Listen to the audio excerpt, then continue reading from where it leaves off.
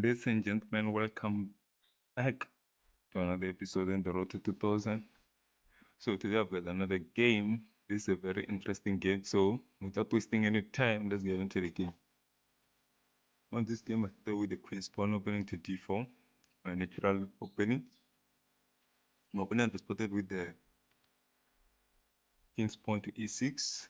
And then I played the king's pawn to e4, playing the center game. Then my opponent played the French defense with pawn to b6. Then I played pawn to d6 looking for a pawn exchange, which my opponent didn't accept.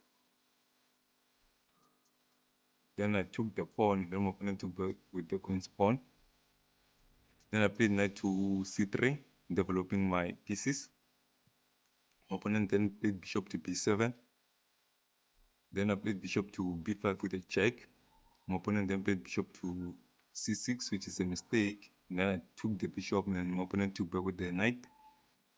Then I played knight to f3. Then my opponent played rook to d8, attacking my queen. Then I moved queen to e2. Then my opponent played knight to f6. Then I played pawn to e5, attacking the knight on f6. Then my opponent played knight to d5, which is the best move. I didn't go for the knight exchange. I attacked the queen with the dark squared bishop. Then my opponent played pawn to f6. But then before the pawn f6, there's this move that the computer like playing queen to b4. Of course, I can capture the rook, but this is a blunder because my opponent plays knight to c3, attacking my queen. Now I have to move the queen, moving the queen to this square. Then my opponent was going to go for this with a check. Now my king is supposed to move, and down, and now black has an advantage because of winning the bishop. But there's also winning the bishop by the knight. So that's why the computer like that move. But my opponent missed it and played pawn to f6, which is also a good move. Then after I took the knight first because my opponent went for the knight exchange, then I took the knight on d5. Then my opponent took back with the rook. Then I took the pawn. My opponent took back with the pawn. Then I moved bishop to h4. Then my opponent played rook to g8, attacking the g2 pawn. Then I castled the king side. Then my opponent played knight to d8, which was a mistake. And I played the best move, playing the a rook to d1, looking for the rook exchange, but my opponent moved that out of the way and played rook to h5, attacking my bishop.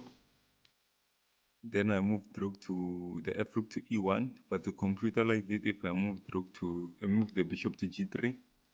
But then I played rook to e1, which is not really a bad move. Then after my opponent played bishop to h6, which is a big mistake. This is when my opponent lost the game and lost almost every piece. So now let's go into the sequence. I first played the brilliant move, knight to d4. This is a brilliant move because I'm giving away my bishop. And of course, my opponent cannot capture the, the bishop because this is the best move, capturing the bishop, which my opponent didn't capture the bishop. But the best move is to capture the bishop. Then after, I was gonna play knight to f5. Of course, my opponent cannot take the knight, it's checkmate. So my opponent has to choose between the queen and the rook. And of course, my opponent was gonna choose the queen, and then I was gonna win the rook. But there are many ways to play the queen. Maybe playing queen to f7 still okay, and I was gonna win the rook. So that's why that was the brilliant move. So of course, my opponent didn't take my bishop, but this was the brilliant move. After that, my opponent played pawn to e5, which was an inaccuracy. The best move was to capture the bishop.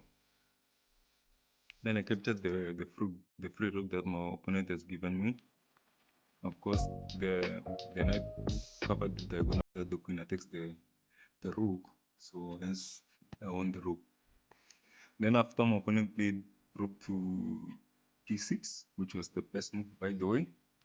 Then after, I just played knight to f5, attacking the queen. and also attacking the bishop at the same time. Of course, I'm going to win the bishop with the knight because the rook cannot move. Then after I won the bishop, now my opponent cannot capture my knight because the rook is pinned to the king. Then after my opponent played queen to c6, attacking the c2 pawn or threatening checkmate on g2. Of course, I saw that, and then I played pawn to g3, but there's also pawn to f3, and pawn works. So because black is already losing, so any pawn works in that position. And after my opponent played knight to e6, and then I just captured the pawn on f6, and that's when my opponent resigned. So that's how the game played out. It was really straightforward. After the brilliant move, my opponent just lost the game, and then that's how I won the game. So thank you for watching. Please subscribe, like, comment, and until we see each other in the next video. Bye bye.